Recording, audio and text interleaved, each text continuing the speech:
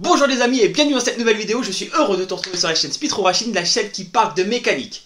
Alors, comme tu as pu le constater dans les images précédentes, nous allons tester aujourd'hui sur la chaîne une nouvelle peinture. Donc c'est une peinture que je ne connais absolument pas, c'est comme un bain de chrome, donc je ne sais pas si vous connaissez un peu les bains de chrome, on trempe une pièce à l'intérieur et quand on ressort la pièce, on la laisse sécher et elle est toute chromée. Donc c'est le même principe, sauf que là, elle s'applique soit au pinceau, soit à l'aérographe, soit au pistolet. En fait, elle s'applique de toutes les façons possibles parce que c'est une peinture qui est extrêmement opaque, d'après le fabricant. Pour le moment, moi je ne sais pas, je ne l'ai pas encore testé, je vais le tester avec vous sur la chaîne en one shot. Donc c'est une peinture qui est censée être opaque, extrêmement fluide, donc il faut faire attention aux coulures. Aujourd'hui, nous allons l'appliquer au pinceau sur le carter du Speedro. Nous allons essayer de chromer un petit peu le carter. Donc, je vous cache pas que ça va être un essai. Donc, pour un essai, je vais démonter la roue, le boîtier de transmission et l'échappement pour éviter justement d'en mettre partout. Et je vais faire un petit essai sur le carter. Et si c'est concluant, dans ce cas-là, je sortirai le moteur complet pour m'occuper de l'intégralité du carter. Mais pour le moment, vu que c'est qu'un essai, on va pas s'emballer, je veux être sûr de la qualité du produit. Donc c'est un produit qui coûte extrêmement cher. Donc de toute façon tout ce qui est chromé, tout ce qui apporte cet effet miroir à une pièce, ce sont des produits chers. Donc j'espère que ce produit est de qualité. Il est censé être résistant à plus de 250 degrés, donc ce qui est très bien pour le carter. Et surtout, l'avantage de ce produit, c'est qu'il n'a pas besoin de préparation. Donc il faut juste dégraisser la pièce au maximum. Mais vous n'avez pas besoin de mettre une base particulière. C'est un produit qui est censé accrocher sur n'importe quelle matière. Et ben, vous savez quoi? On va vérifier la véracité de ces propos. On va l'appliquer donc au pinceau, comme je l'ai dit. On va faire attention aux couleurs parce que c'est un produit extrêmement liquide. Et on va bien voir. Donc d'abord, on va démonter tout ça. On va le faire ensemble assez rapidement. On va se mettre en accéléré. On va sortir toutes les pièces qu'il faut sortir. Et on va faire le test sur la chaîne. Et comme d'habitude, ça sera tout de suite après le jingle.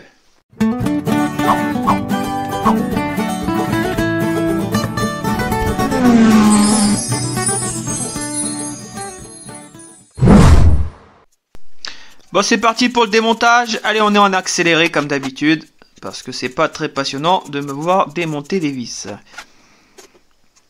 Donc d'abord, on fait sauter le carter.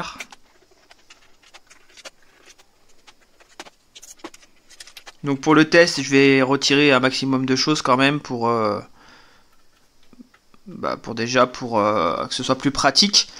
Et si la peinture est concluante, je retirerai l'intégralité du moteur afin de pouvoir le faire correctement, de pouvoir faire le chromage correctement.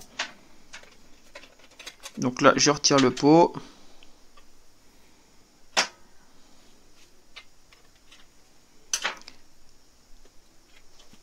Donc je vais attaquer le démontage des roues. Donc je dévisse avec beaucoup de facilité car j'avais préalablement desserré les écrous pour éviter de perdre trop de temps. J'ai oublié de retirer la patte de l'échappement, donc la roue je vais pas pouvoir la sortir de suite, je vais devoir retirer la patte d'échappement. Parce que malheureusement elle ne passe pas. Vous voyez, hop, bon, de peu, hein, elle passe pas de peu, comme je veux pas forcer, bon vaut mieux retirer la patte. Voilà, donc l'intégralité est retirée, je retire l'étrier de frein qui lui prend de la place sur le carter, donc vaut mieux qu'il soit enlevé. Donc il y a deux petites vis, hop. Et voilà, et on le met de côté. Donc là, on a accès à une bonne partie du carter. Alors j'avais déjà dégraissé le moteur, mais je me rends compte qu'il y a encore des traces de graisse à droite à gauche. Donc je repasse un petit coup avec un dégraissant. Donc le carter est relativement propre. Mais il vaut vraiment mieux qu'il soit vraiment totalement dégraissé. Donc là-dessus, appliquez-vous, faites en sorte que vraiment il soit extrêmement propre et qu'il n'y ait plus du tout de gras, d'essence, d'huile, enfin bref, il faut qu'il soit impeccable.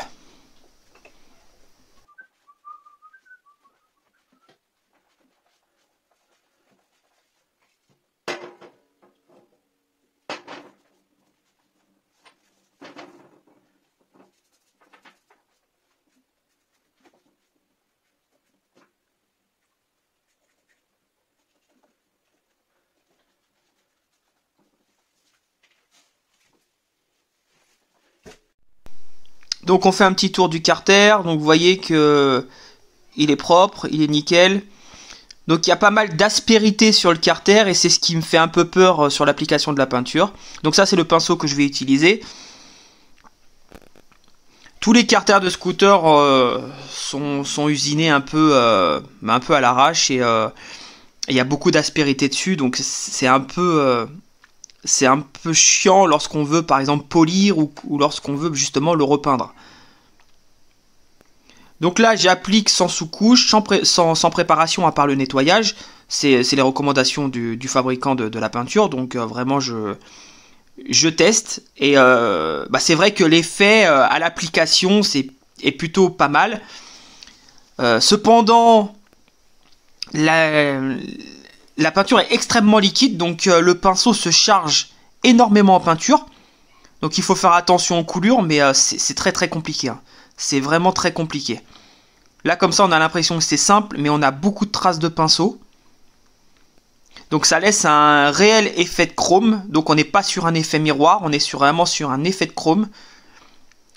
Donc réellement il va falloir 2 couches pour avoir cet effet miroir. Parce que je ne veux pas trop charger au début. Parce que j'ai peur que ça crée des coulures et après bon pour les revoir c'est un peu compliqué.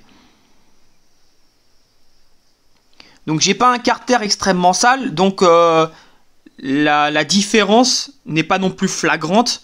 Mais elle sera plus sur la partie de droite, là où il y a l'allumage. Donc je ne vais pas filmer bien sûr toute l'application. Pour moi le résultat est satisfaisant dans un premier temps. Donc ce que je vais faire c'est que je vais démonter le moteur. Je vais intégralement le sortir et je vais appliquer cette peinture. Et je vous montrerai le résultat une fois le tout sec, le tout terminé. Et le tout remonté surtout.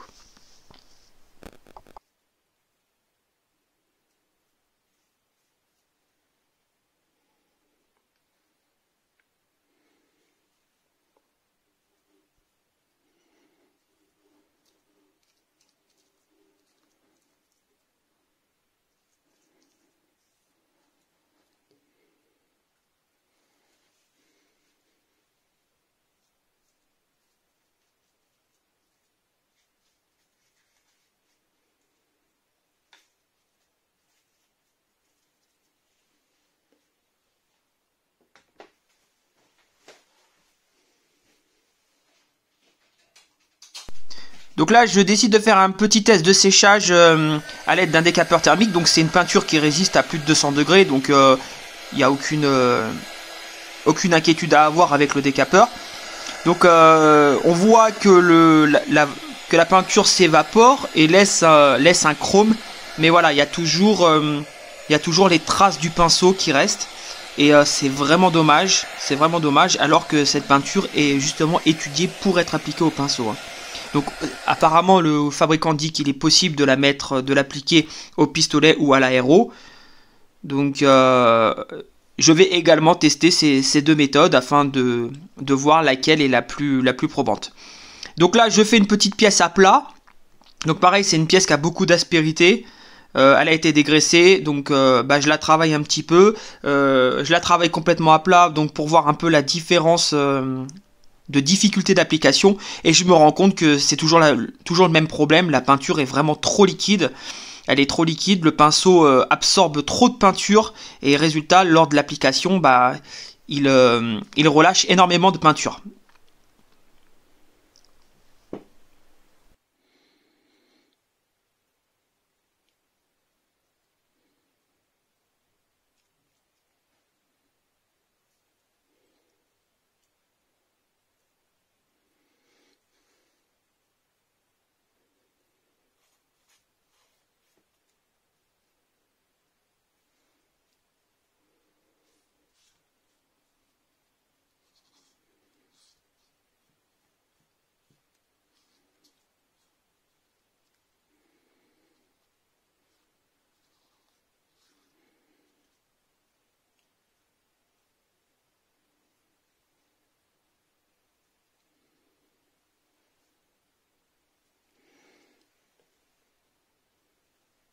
Donc voici la fixation du pot une fois terminée. Donc on a un effet chrome assez important, cependant l'effet miroir n'est pas là.